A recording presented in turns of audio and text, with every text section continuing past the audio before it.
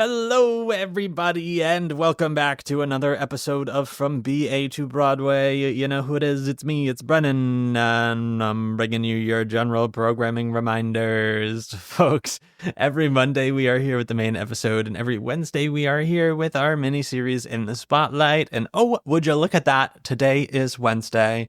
I, of course, am not here alone. I could never in a million years be here alone. Of course, I am here with my, what is it called if you're living together? Is it domestic partner? I guess, yeah. Okay. I'm here with my domestic partner, Daniel J. Solly.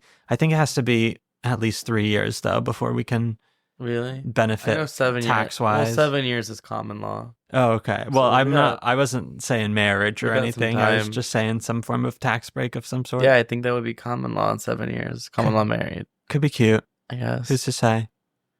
I hope for both of our sakes we're like actually married by 7 years, but I don't know. We'll see. We'll take what we can get at this point. See what happens.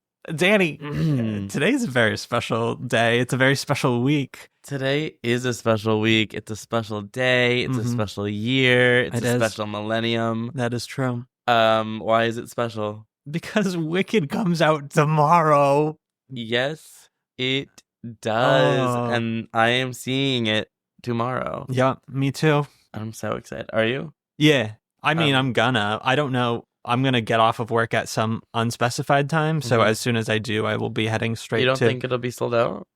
I'm going to be in Rhode Island. I don't think so. Really? Yeah.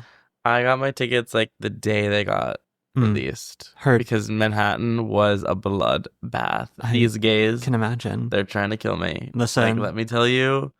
This is a big deal. The Lincoln Center, AMC... within minutes, I'm not going to that one. Within minutes, I mean, yeah, every theater. I wonder if maybe they're doing a premiere of some sort there, because they usually do. You're right. Like the little. You know what? I bet like Cynthia and Ariana are going to be at the Lincoln AMC. Yeah, you never know. Who's to say? Oh, God. But, I mean, this episode in particular will be focusing on Wicked, the Broadway musical, of course. Yes. However, maybe we'll make an episode after we watch the movie with our thoughts, because I know everyone's dying to know. Or maybe that's bonus content. Who's to say? Who's to say? We'll see. We'll see when we get there. Yeah. Danny, what is Wicked, other than an adjective that you make fun of me for saying? It's true. Wicked is a femininomenon. It sure is. As they say. As the kids say, Wicked is a musical. It like seems so silly to just like talk about Wicked. I mean, yeah. Because it's like, yeah, it's Wicked. Music and lyrics by Stephen Schwartz, with a book by Winnie Holtzman, adapted from Gregory Maguire's novel Wicked, The Life and Times of the Wicked Witch of the West. Obviously, it's a prequel to The Wizard of Oz, what happened in the Land of Oz before the events that take place in The Wizard of Oz. It is about the Wicked Witch of the West, whose name is Elphaba, and her relationship with Glinda, and how they both kind of got to where they came to be. How she became the Wicked Witch of the West, how Glinda became like the Good Witch of the North. And it kind of explores the dynamics between the two witches and the idea of female friendship and the idea of like good versus evil, and is there a difference between having good intentions with bad outcomes versus like having bad intentions with bad outcomes. And it's like a phenomenon. It's kind of, I would say it's arguably the biggest commercial show we have. You know, it's done all throughout the world. It has 2 national tours at all times. It's basically taken up residence in the Gershwin Theaters since 2003. But I didn't know this about Wicked, actually. Stephen Schwartz discovered the Wicked novel and thought that it would make a great stage show. But Gregory Maguire had already sold the rights to Universal Pictures for a movie. Wow. So then Stephen Schwartz had to kind of plead with both Gregory Maguire and Universal Studios producer Mark Platt. Yes, you heard that right. Mark Platt, Platt of the Platts of Ben Platt. In order to let him make it a stage show instead of a movie. I bet Mark is kicking himself a little bit now. No, unless he's the lead producer. I was going to say unless he profited. No, directly. yeah. He is like a lead producer of the original musical. He's fine. In fact, then I think he's probably rejoicing. And I bet he's also the producer of this movie. So I'm sure. Fine. He didn't let it go. Yeah. But no, I think Stephen Schwartz just had to convince them that, you know, it had really great potential for a stage show versus a movie. I think it was the 90s, because the book came out in 1995. And this is the part where we get to the road to Broadway for Wicked. The yellow brick road to Broadway? Yeah, if you're gay. Oh, are you not? Never. Not in, Drums America. Oh my God. It cannot be discussed without discussing the contributions of Broadway legend Stephanie J. Block. Please, discuss that. Do, do, do, do.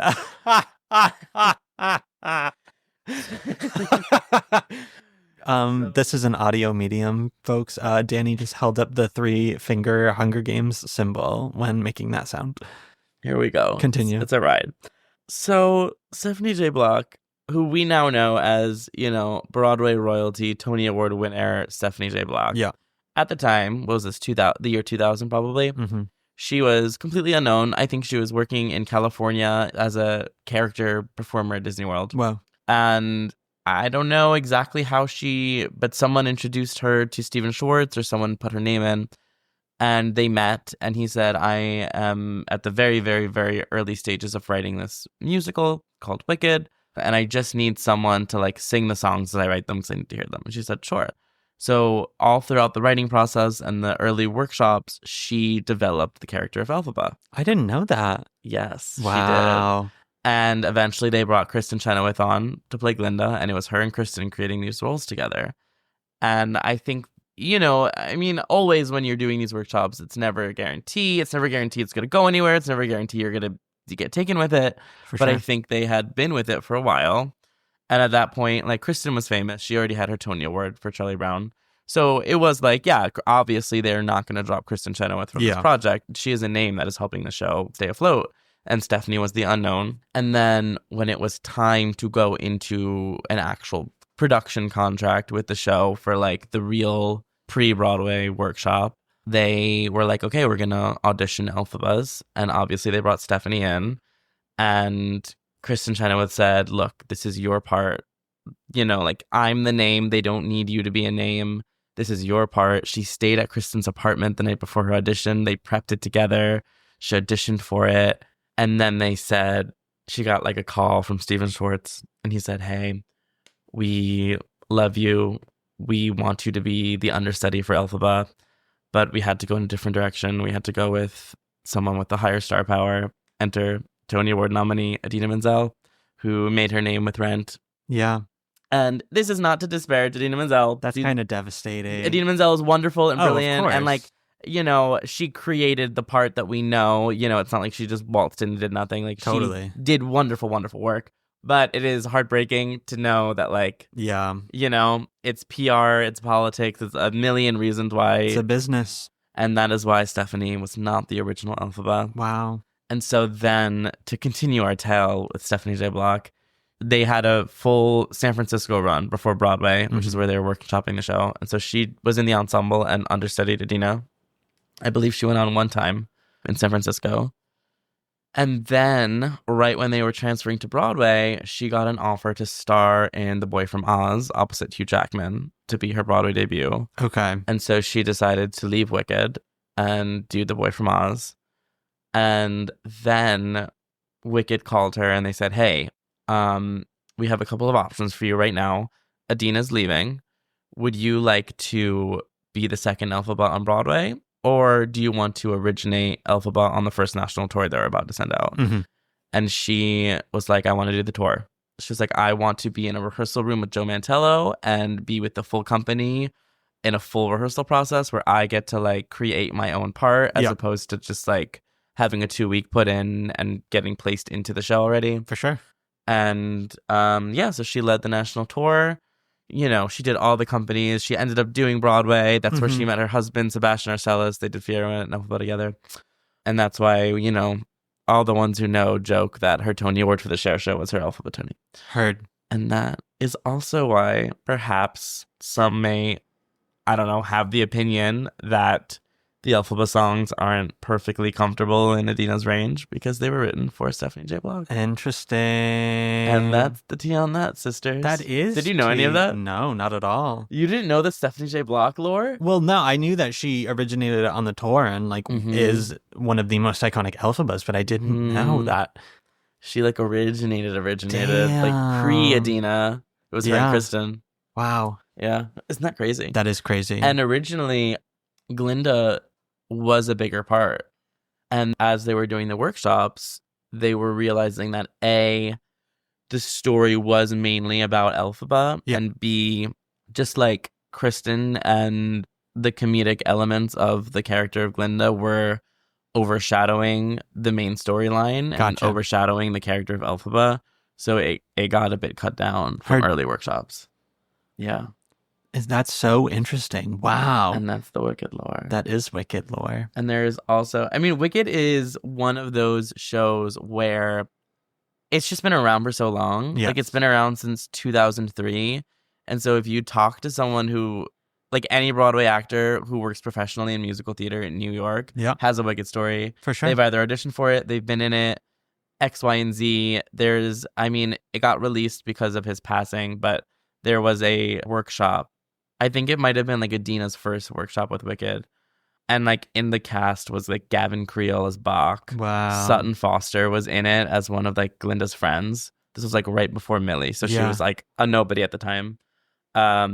Just like a crazy, crazy cast of that is crazy. Everybody's touched Wicked at some point. Like they did this workshop for Wicked, and then both of them probably went and was like, "Oh, we're booked Millie. Like we're not in New York right now." For sure. Just crazy. I mean, we've had what 4 or 5 Wicked people already. Yeah. DJ was Bach on the tour. Brad was Bach on the tour. Claire is in it right now, obviously. Clay was on the tour. I think that might be it. But yeah, I mean, statistically speaking. Yeah. Yeah. And so Wicked, now that we have the road to Wicked. The road. With our fave SJB. Wicked ended up opening on Broadway at the Gershwin Theater on October 30th of 2003. Everybody calls October 30th Wicked Day if you're gay. The original cast obviously included Idina Menzel as Elphaba, Kristen Chenoweth as Glinda, Norbert Leo Butz as Fiero, Carol Shelley as Madame Morrible, Michelle Federer as Nessa Rose, who actually met and ended up marrying Norbert Leo Butz. Crazy. On this contract. And they are married to this day with kids. Congrats. I hope they see the Wicked movie together and enjoy it. I'm sure they will. Well, together. I hope they see it together. If they haven't already. Chris Fitzgerald, our fave OG Bach, and Joel Grey as the Wizard. Just an iconic cast. Totally. In an iconic show. And at the Gershwin. Still is. Idina and Kristen were both nommed for Best Actress, with Idina winning. Arguments are made that Glinda's might be a supporting actress nom. I don't agree. Well, if Ariana Grande, I was like, Ariana DeBose, not in the show. Wrong Ariana. Ariana Grande is being considered for supporting actress for the Oscars. Because I think they're trying not to have... That's the tough thing about this show is you will always create the competition between the two, and just based on part size and like what you have to do for the role, like Elphaba's always going to win. I wonder if they can be nominated and win twice for this since it's 2 parts. I feel like they could. I don't. First of all, I think they're going to win. I think there isn't a world in which they do not. Both of them, you think? Oh, yeah, for sure. I mean, I hope. Like, Cynthia's got to get that EGOT. Yes, she does. I don't know. Yeah, I think it'll happen. I do. Like, I mean, I don't really know anything about that season, but I think Kristen probably could have walked away with the supporting actress Tony if she was in that category. That's fair. But controversially, one of the biggest controversies I think that people still argue about in Tony history is that Wicked lost Best Book, Best Score, and Best Musical to Avenue Q. And in what world? Do you agree or disagree? I've never seen Avenue Q. I know it's a great show. I feel like you in particular would love That's Avenue also Q. the thing, too, is I know that I would eat that shit up and I could make a whole career off of just that. But my assumption would be that it can't be as good as Wicked, you know? I think this is one of those things that I actually don't really have a hard opinion on. That's crazy to me, actually. Isn't that crazy? Yeah. I have a hard opinion on everything. I don't. I think they're both wonderful shows. Okay. I think Avenue Q is...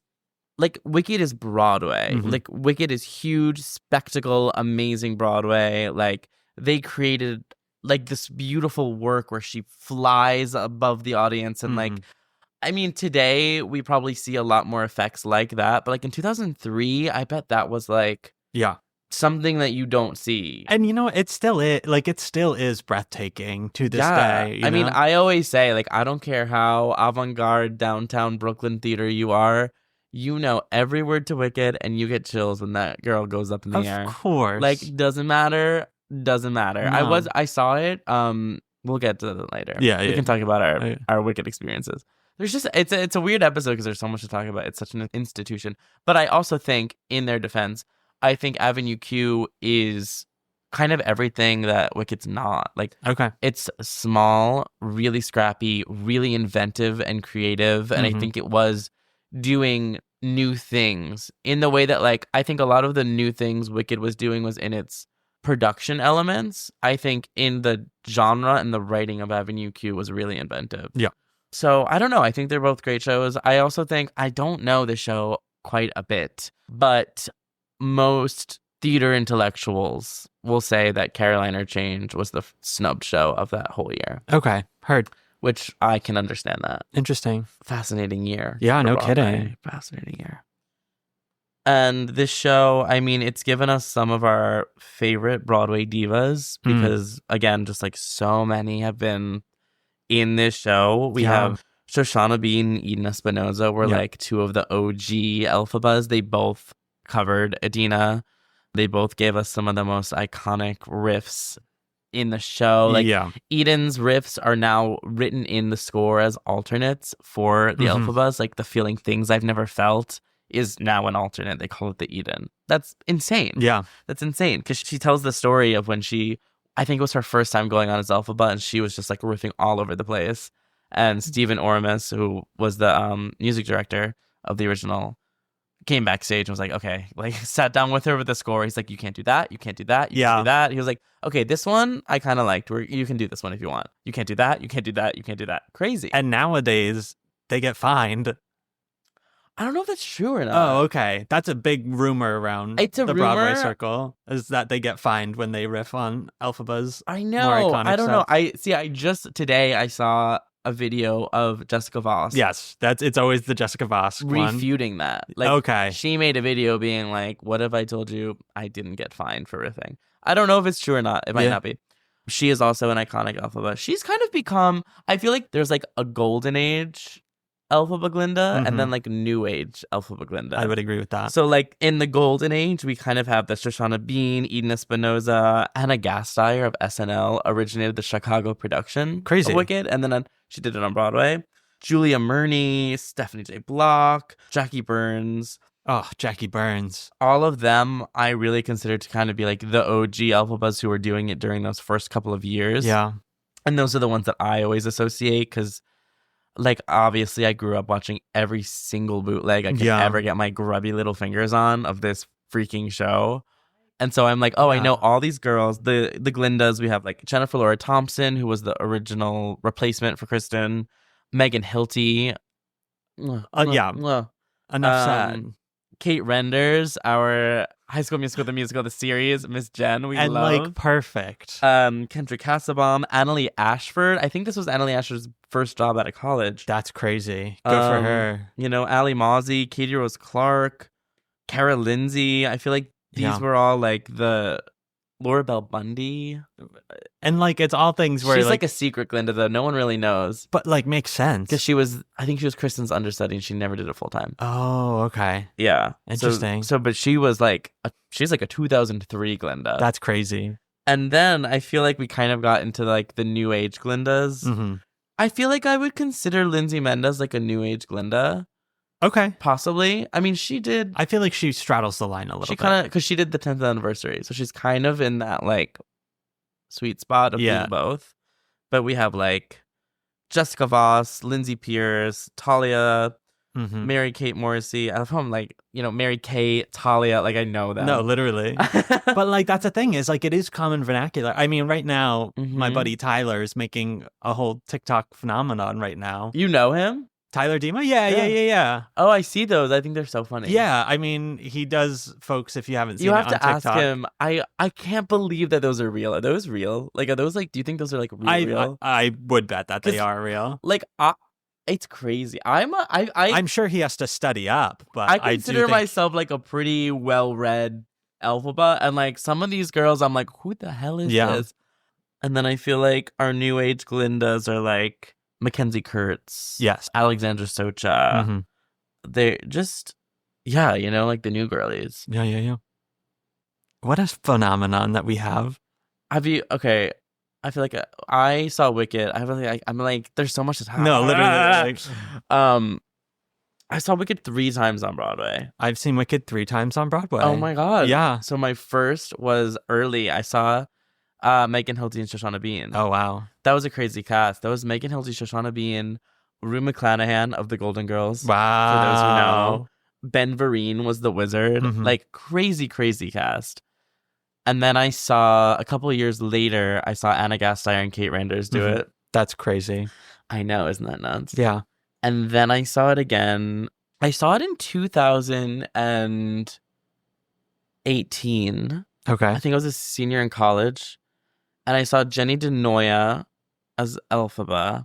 She was, I don't know if she's ever done it full time, but Jenny DeNoia is like the Elphaba understudy. She's been with the show for like 10 plus years, and she just like goes in and out as needed. She'll do like a couple weeks stint as Elphaba between Elphabas. Like, she is like the girly. Yeah. She's just like their person. So I got to see her do it, and I don't remember the Glinda. I have to find that playbill and like look it up. If I'm being honest, I don't remember most of my cast members. Are you kidding? The first time I saw it was, it's tough to pinpoint this date. I can't think of it in my head. It was either my freshman, sophomore, or junior year of college. Oh my God. And this is the first time you saw Wicked? Yes. It was our HFA department did a little trip where you could sign up, and they bussed us here. And I saw Wicked from the very back row of the Gershwin Theater. That's a big theater. That, when they say nosebleeds, like, this was truly the nosebleeds. The Gershwin is huge. It's huge, and it's steep. It is like you are looking, if you enter that theater, you look straight up, and you're like, oh, my seat's just up a ladder, you know? So that honestly did not give me the best first impression of Wicked. Okay. It was also like another thing where it was like, we were on a bus trip, it was a long day and whatnot. Yeah. And then I was so far away. So I was hesitant about Wicked. And then once I moved to the city, I revisited again. So this was probably, I would say probably 2022 that I saw it again, or 2021. And then my friend Millie was Nessa in 2022, and I saw her closing performance. Maybe I had seen her again before. Maybe that she was, I don't know. But I did see Lindsay during one of those 2 last times. Heather Pierce, yes. Oh, okay. Phenomenal. Yeah. And that is really the only person that really sticks out on my brain, which I know is a shame, but like, I could go back and figure it out. But yeah, regardless, I came back loving it after I revisited it the second time. And then that day that I saw Millie's closing, my parents were in town, and I took them to see it. Karen Stefanik, huge fan of Wicked. Oh, she like literal gasping whenever Elphaba came out of that trapdoor and was alive. My mom lost it. She was like, oh my God, she's alive. I think she audibly said she's alive. And then I love it. When my God, our scarecrow reveal happens to be Fiyero, lost her mind. She, like, to this day, she's like, can you believe, like, she was alive. She was alive. I think my mom is not really someone who is like interested in seeing shows over and over again. Like, she's like, I've seen a show, like, I'm going to see something new. For sure. She's seen Wicked like 5 to 7 times. Great. Like, she loves Wicked. It's a feminine phenomenon. I have 2 friends who have seen Wicked at least 60 times. That fascinates me. Legitimately. One is friend of the pod, Connor DeVoe. I think he holds the record of seeing Wicked the most times. Is he that guy on TikTok Yes. who made his friends do a reading of Wicked for his birthday? Yes, several years. Brilliant. No, Brilliant. truly. I love it. The first time I saw that, I was like, that's actually so fun. I was like, this is the funniest thing I've ever seen, and I am obsessed. I was like, I kind of want to do it. Yeah. I kind of want to do it with the show someday. We should do it. Like, okay, your birthday's coming up. What show are we doing? Passion by Stephen Sondheim. I do not know that show, but I will happily. Really I will happily slow be there. and sad. Oh my god, amazing. So him, and then my buddy Sean McManus, who you may have seen on TikTok doing Patti LuPone impressions. Oh, yes. Yes, he also has seen Wicked upwards of 60 times. I am obsessed with you just full chest naming your friends and throwing them under the bus. Oh, this is a celebration, my friend. We're not throwing anybody under the bus. What about that guy who does the Wicked bootleg guesses? He hasn't seen it a million times? That's Tyler. I don't know. He has not at least professed to me how many times he has seen Wicked. I'm sure he's seen it quite a bit. We need an admission from him. I'm going to message him right now. Who's on right now? I know Mary-Kate Morrissey is the current Elphaba. Who's the current Glinda? Is Alex Socha still in it? I don't know. You know what's also fun? What? Wicked is kind of the most famous example of this. It's not the only show that this has happened to, but did not get reviewed well. When it opened, like, critical reception was mostly negative. Yeah. And the audiences loved it, and it didn't matter. Heard. And their box office was obviously a hit right from the start. And it's, you know, kind of the most famous example of, you know, well, critics can say what they want, but if the ticket sales are there, the show is going to be open. Yeah. The show is going to run. And now we're, 20 years later. I think it might be the third longest running show right now. It's like on track to beat the longest running show. It just has to beat Phantom. And Phantom's out of the running, so. Tickets are still pretty darn expensive. Yeah, it's not one of those where you can show up and just get a $20 ticket. No. Those houses are packed. I haven't paid full price for a ticket seeing it. I did first time we got it via the trip. So I think I paid like $25. And then I used Millie's staff rate, or someone's staff rate at least, the second two times. And even their staff rate tickets are like $89. Yeah. So it's a pricey one. It's like not a particularly easy ticket. No, that's one of those ones where like I feel like it is you go to New York, this is like the highlight of it. Like you're gonna spend your chunk of change to see Wicked on Broadway. And honestly, worth it. 100% worth it. What's wrong with it? Definitely I think everyone should have that experience. I'm also really excited for like new generations to be introduced to Wicked through this movie.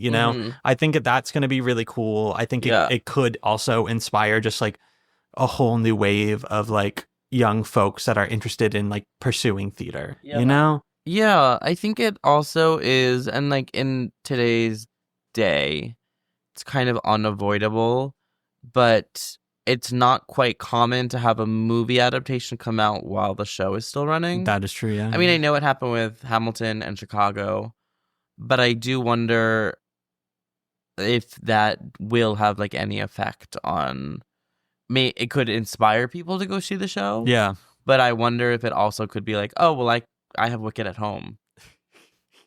Honey, we have Wicked at home. Honey, we have Wicked at home. Put the TV on. Yeah, I think that's definitely a possibility, but I think anyone who had the intention to see the stage show will still do it. Yeah, and there is did you see that heartwarming video of like the Broadway cast in their dressing room watching the trailer the day it dropped? No. It was really sweet. That's good. It was really sweet.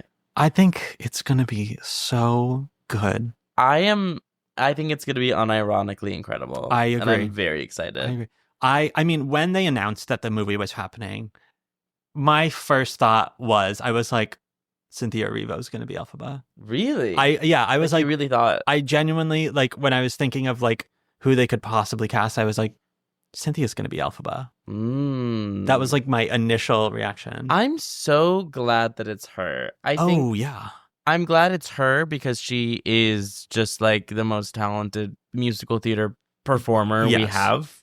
I'm glad that they went with a woman of color because it is also a thing that people talk about with Wicked. I mean, it quite literally is a huge plot point. Quite literally a show about racism. Discrimination, just because the lead character is green. And like, not that she necessarily has to be played by a black actor. No. There have been understudies. I know Brennan Shalon Massey and Sekon Sangbla. I don't know if either of them were ever like full-time, full-run Elphabas. I might be wrong on that. But the fact that there's like only 2 that you can like pop off of your head. Yeah. And I think we've had 1 black Linda. Just is like very interesting. Brittany Johnson, who was incredible. I didn't see her as Glinda. I saw her as Eponine in the Les Mis revival. And it's crazy. I saw her. She was the understudy, and she had like a 2-week run as Eponine because she was just like transitioning between the 2 full times. And I literally remember like she was like nobody at the time. It was like 10 years ago or something. And I was like, who is like this girl has the best freaking voice. Like she just like cleared the theater with her voice. It was incredible. Amazing. But it is like a thing with Wicked that people talk about where it's like you have this show that's quite literally about discrimination based on the color of somebody's skin. Yeah. And it's like never really a diverse cast. Even with like the animal situation of the plot too, it's like, I mean, that is a different kind of discrimination, of course, but like that is such a huge part of the plot as well, is dehumanizing intelligent species and life forms and stuff. Yeah. It is so, it's built in so evidently, you know? Yeah. So I'm glad that this happened in the huge blockbuster. I hope that we get to see that trend on Broadway where it's just more like, not even that it has to be one way or the other, just that it's like more open to like having casting, you know, capabilities of anyone can do these parts. Yeah. And I feel like, wouldn't it be like so crazy? It's never going to happen in a bajillion years. Wouldn't it be so crazy? What happened? Tyler has seen it 25 times. What is the show that you've seen the most times? Or is there a show you've seen a lot? What a great question. On Broadway specifically? I guess, yeah. I've seen Wicked 3 times. I saw Sweeney twice. I've seen Anne Juliet 4 times. And that might be what takes the cake. Wow. Yeah. I don't know if there's any show I've seen. I've never seen a Broadway show double digits. Yo, no, me neither. That's just affordability of it all. I think I saw the Into the Woods revival, 3 on Broadway, 1 at Encores. Okay. I saw Suffs, 3 on Broadway, 1 at the Public. Mm-hmm. So I guess those are both 4 times. Yeah. Of the same production. I've seen The Play That Goes Wrong 5 times in its various spaces, I believe. Oh, like different. I think Fun Home might have been 4 times as well. 4 seems to be my magic number. Heard. I need a 4th time at Wicked. Yeah. How do these people like afford to see Wicked so many times? They devote their life and their savings. I guess they just they're like funding for it. Yeah. How many did I see? Company might have been 3. Okay. Should have been like 17 though.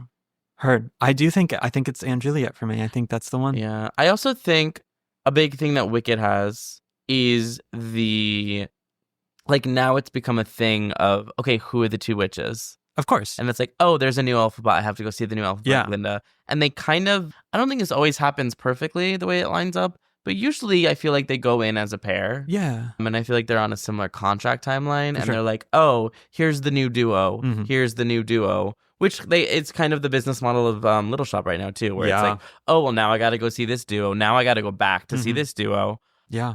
Yeah, I feel like that's what keeps people going. I also didn't even talk about Ariana, which definitely... DeVos? No, Grande. Which, was not a prediction for me at all, but, once they announced that... Not on my 2024 bingo card. I mean, a lot of people were surprised and outraged and whatnot, but, outraged? I don't know why I said it like that, with that intonation, but I think that's kind of funny, so I'm not going to correct myself. Ariana Grande, outraged. But I immediately was like, she's going to fucking kill this. She is.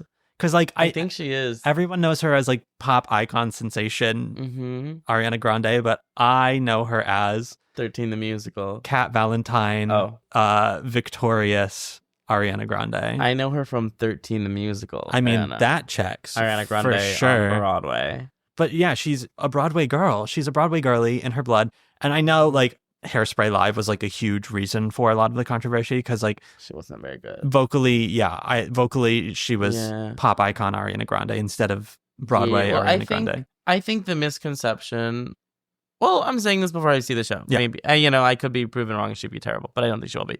I think the misconception is that her like aesthetic and her sound is the only thing she can do versus that it's a choice that she makes. Yes. And that for this movie, she has made the active choice to like honor the style that it needs to be in. I think that's what she didn't do in Hairspray. She didn't honor the style of what she was doing. And she was doing what she does. I feel like Hairspray. that was probably also a producer thing. It was probably too. a producer thing. It was probably like, like that was kind of the height of her real pop, career. And I think that her image and her sound is really, really important to her brand. Yeah. And I could totally see her being like, I can't compromise that, especially right now. For sure. But I feel like right now, I mean, Wicked is huge. And I think people are respecting her more for being more legit at this time. But I also think she's kind of at a place in her fame and power where she's kind of like, I can choose to like, Yeah. I just listened to her interview with Bowen Yang and his co-star that I cannot remember his name. I'm so sorry. I think his name is Matt on their podcast, Lost Culturistas. And she was saying too, it's Matt Rogers, right? Matt Rogers. Yes. Yeah. Thank you.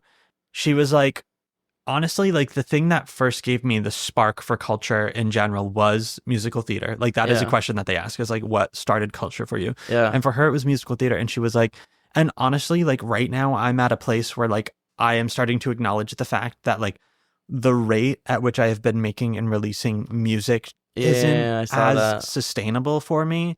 And like she's still going to release music, but she does want to take time to devote to the stage and like really. I think we're going to see her on Broadway in the next couple of years. I would love that. And I think it's going to be good. I think it would be I'm excited. Amazing. I love that we were like, this is about the musical only. And we're like, just talking about the movie. Oh, that's true. It's just like impossible though. It's like, you can't talk about, you can't not talk about the movie. Everyone's talking about the movie right now. For sure. You know who I wish I saw? Because I think that Eden or Stephanie are probably my two favorite Elphabas. That's such a loaded statement, I know. That's so fair. I think if I saw her as Elphaba, she might be my favorite. But Lindsay Mendez. Our Lindsay. Friend of the pod, Lindsay. Friend of the pod and of our hearts, Lindsay Mendez. I think she might have been my favorite Elphaba if I had seen her. There's not like a ton of bootlegs of her that I've seen. But her, I don't know, her voice, man. She's just like, that's one of those things where you hear that she played Elphaba and you're like, that makes so much sense. I know it was probably she was a magical powerhouse in such a specific way. She was the 10th anniversary Glinda. Yeah. I mean, Elphaba. Yeah. Just like really phenomenal. Her voice, she has the kind of voice where you're never worried. Oh, no. Like you are, like there are some performers and they might be great performers, but you're not, you're like, oh my God, they get hit it. Yeah. Like with Lindsay, you're never worried. You're like, whatever you do is going to sound gorgeous. It's going to sound healthy. Yeah. Every single like riff or even just like inflection I've heard of her Elphaba is like just wonderful. Yeah. What's cute is that she and Kadri Rose Clark were Elphaba and Glinda together. And then they just started Merrily together. Amazing. Beth and Mary. So that was adorable. Yeah. So I think she is probably one of the better. I mean, better. That sounds so mean. Best. Say best. One of the best Elphabas we have. But I am pretty like loyal to the original girlies. That's so fine. Like Stephanie, Shoshana, and Eden are like the holy trinity of Elphabas. And then like I got it like Megan Hilty and Annalie Ashford and Kristen. Kristen was just like, you knock it out of the park. Of course. Kristen. Do you have a favorite? Or you're like, no, I'm normal. I don't have a favorite. There are some that I'm like, damn, I wish I would have seen. Like Lindsay, obviously. Like the Lindsay? Like the Lindsay Mendez. Lindsay Mendez. First name basis Lindsay Mendez. That's so funny. Still never met her. Still have never met her. And Lindsay is definitely one of them. Annalie Ashford, I'm just an Annalie stan. I think she is one of the most brilliant actresses of our generation. And the amount of nuance she is able to harness is just incredible to me. And this role, I would have killed. I would have killed to be in that room with her, oh, amazing. Megan Hilty, obviously. Also now, Kate Reinders, Absolutely. Miss Jen. I didn't know her prior to watching High School Musical, the really? musical, the series. Yeah. And as soon as like she started talking, I was like, she was Glinda. I was Yeah. like, there's no way You this know woman it, was not baby. Glinda on Broadway. And I looked it up immediately and I was like, duh, of course. Do you know Megan Hilty was 22 when she played Glinda? That feels like it makes sense. She like to me. went from college Mhm. to I think was she the second Glinda? No, I think it was Kristen, Jennifer Laura Thompson, and then Megan Hilty. Jennifer Laura Thompson.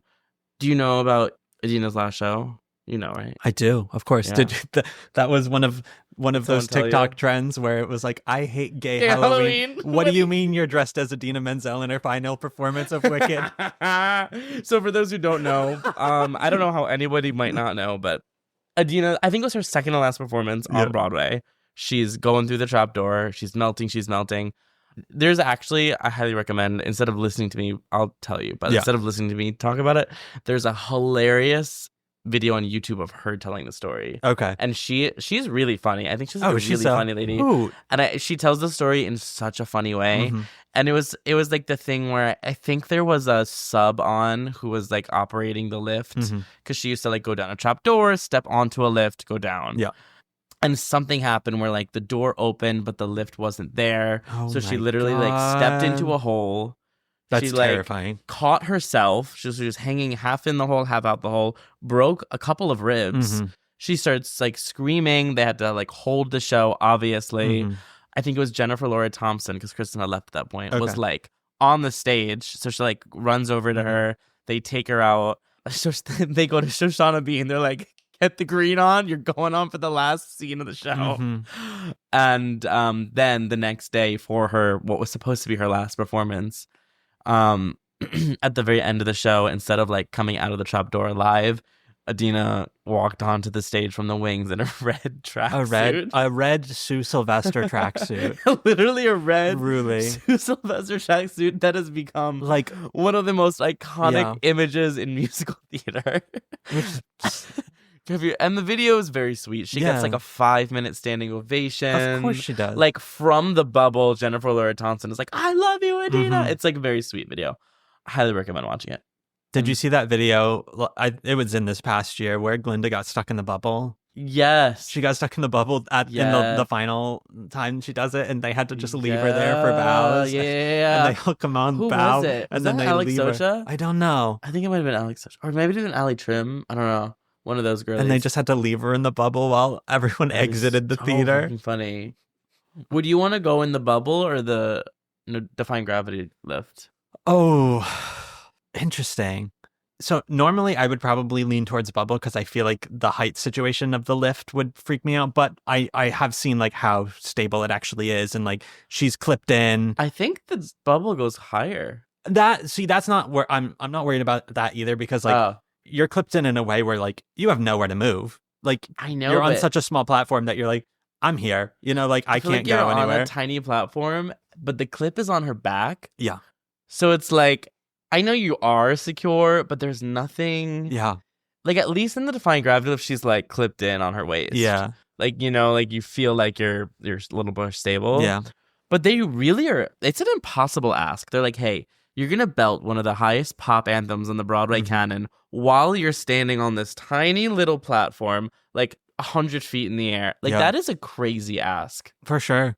There's also another bootleg where Shoshana sweeps her hat off in the middle of Defying Gravity. Oh my God. And so her voice cuts out for a minute. And then I think they have, because her mic is in the hat. Mm-hmm. But then they have a backup mic on Elphaba. Yeah. And so it takes like a couple seconds, but then the backup mic picks her up and she just like comes back again. Yeah. And there's also, I think it's a video of Shoshana. Shoshana was the first Elphaba to experience a no-fly show. No-fly show. Wicked lore, wicked legend. Wicked lore, wicked legend. So the lift's not going up. And so they're like, just run to the front of the stage. So she runs to the front of the stage. And the ensemble, like the end of Wicked is like, Elphaba soaring above. Mm-hmm. They're all below her being like, bring her down, whatever. Mm-hmm. So the ensemble's like, what do we do? She's not above us. So they all crouched on the floor. And this was like an in the moment improv moment. And now of those isn't actors. That official blocking now? Yes. Though? Yeah. Like those actors in the moment were just like, there's nothing else to do. Everyone just like dropped to the floor. Yeah. Like emergency. And that became the go-to blocking, where it's like, it's a no-fly show, get on the Iconic. floor. Yep. Get on the floor and act like your leading lady is flying above you. Totally. It's like iconic. I don't know if I would be disappointed or excited to see a no-fly show. Oh, I think because we know the lore and the rarity of it, it would be it's like exhilarating. there's nothing more exhilarating than watching her fly. But I think it would be really funny to watch a no-fly show because I'm like, I know they're all like, everyone on that stage is like, fuck. Oh, yeah. Gotta get on the floor. Yeah. Fuck. On that raked stage, too. Yeah. They're really setting that cast up to fail. I mean, That's the biggest rake on Broadway. that's just like They're all injured all the time. all the more impressive that they do what they do at the consistency that they do. Yeah. All the more reason that, folks, if you didn't know this, there is always a physical therapist in every Broadway building at all times. And yeah. Yeah. My professor in college used to call Wicked a government job. Because Because the only fully stable career in the arts is an ensemble contract at Wicked. Wicked or The Lion King, Yeah. honestly. Those two, you choose when to go, and I love it. Exactly. And I want it. I can't wait to be in that show. Although I don't know if I really believe in long-running Broadway shows. I feel like the few museum pieces that we have are good. There's not many other things that I would open it up to, but like Wicked, Hamilton, and The Lion King. But why do we need museum pieces? I just think those are three things that redefine theater in their time. So it's nice that we get to have that reference for people, and people get to experience something that like made Broadway in the way that it happened. But then I also guess that the downfall of a museum piece is that you will never get a different interpretation. Like, we are still seeing Joe Mantello's production from 2003 of the show. At least internationally, they are starting to ease up a little bit in terms of what can be done. There's one German production. Yeah. Where they got to do different things. And I also think part of the reason we're all probably so excited for this movie is that it's different. That's we're true. like, oh, like what? Like, John Chu is a brilliant director, and he's like the only other person in the world who is like, oh, like, let's reconceptualize this world and how we see these characters. For sure. And it's another thing that's amazing about Sondheim. You'll hear me say it a million times. It's like, his shows don't last on Broadway. And I think the upside on that is that we have gotten to see just so many different visions of his works. Yeah. Whereas Wicked, Phantom, The Lion King. Like, The Lion King is so brilliant. Julie Taymor's work is incredible. But also, it's the only one we'll ever see of that show. That's true. And like, there's a million people with a million brilliant ideas. And, like, when a show is just like trapped on Broadway like that. But also, we can't let Wicked hit the regional market. We can't do that. I don't know, though. We can't do that, Danny. We kind of should. We can't. I feel like the day that the Wicked national tour goes non-union, we're cooked. Oh my God. The world is going to collapse. With the way things are looking, it might happen. I mean, yeah, that seems to be... Book of Mormon went non-union. Hadestown went non-union. And that's not saying it's going to be bad. No. Because those performers are going to eat that shit up. I'm saying it's going to be unsafe as fuck. Oh, yeah. It's going to be unsafe is what it's going to be. But I don't know. We'll see. Good times. Regardless, can't wait to be in it someday. Who do you want to play? I want to play Fiyero. Oh my God, I love that. That's one of the roles where I'm like, this man does not need to be a freaking chiseled rock star. He doesn't need to be that kind of standard of quote unquote Broadway body. That's another thing that I think happens with a museum piece like this. That's true. Where it's like, like, look at the originals. Yeah. Like, Norbert Liobut's very attractive man, but he's not this like towering, rock muscle. You can see his abs like even under his shirt kind of guy. Or like Chris Fitzgerald, like a normal short character actor, but suddenly you have to be like 6'10" to play Fiyero, and you have to be like a 4 foot, 100-pound soaking wet twink to play Bach. And it's just like, as the years go on, you just get so extreme in what they're casting, what they're looking for in these parts. This is, I don't feel this way very often about a lot of these leading man roles, but that's one where I'm like, I know I could do that. The music fits very well in my voice, I will say. That is also something that took me by surprise the first time I taped for it, I was like, oh, this actually feels great. This feels great in a very foreign way. I think it predates just a little bit. The tenor scream. Totally. And like, I'm like, there's no reason why this man cannot be like just your philosophical stoner, rich daddy kind of role where I'm like, I feel like I could eat that up, and I would like the opportunity. I would like the opportunity to do that one day. I really would. And yeah, I feel like it'll happen for me someday. Yeah, I'm excited for that. I love that, and I love your confidence. I listen. It's foreign. This doesn't happen very. You know that video? This doesn't happen very often. It's in my brain. What is it? And I love your confidence. And I love your confidence. I think it's like a PSA for St. Jude and this little like sick kid. Oh like, my I'm God. Beautiful. Yes. And Jennifer Aniston looks at her and goes, and I love your confidence. That's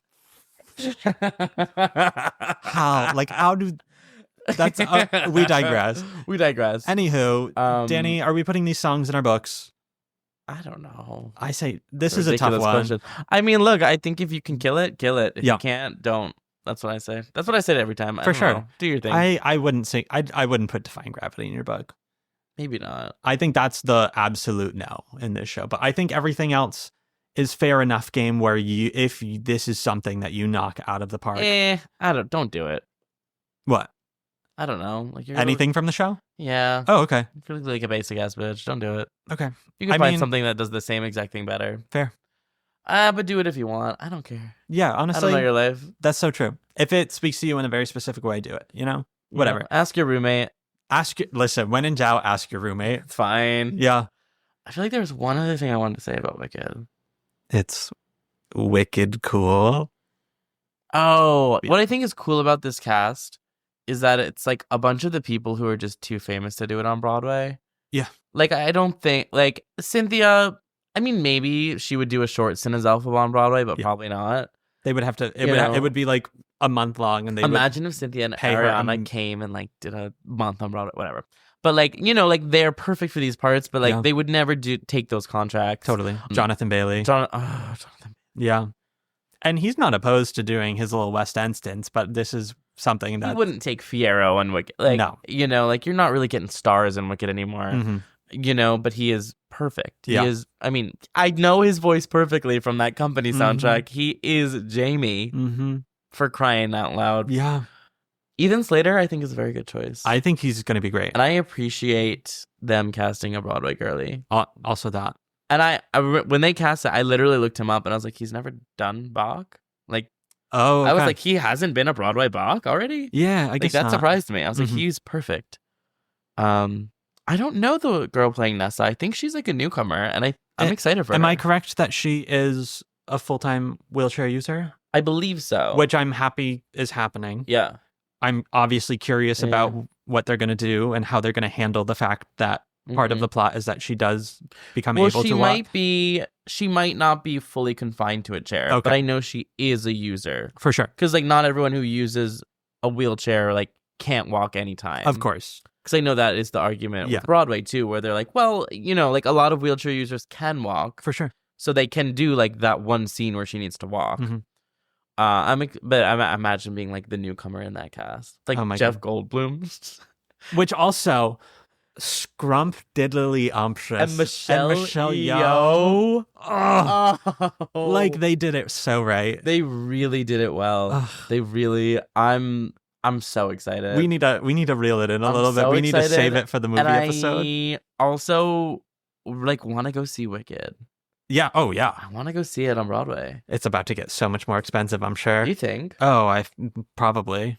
I guess. We'll see. I think it would be dumb if they didn't do that. Well, that or maybe like people aren't going to go see it as much because like, oh, I just saw it. For sure. So maybe that's the time. I don't know. We got to wrap this up.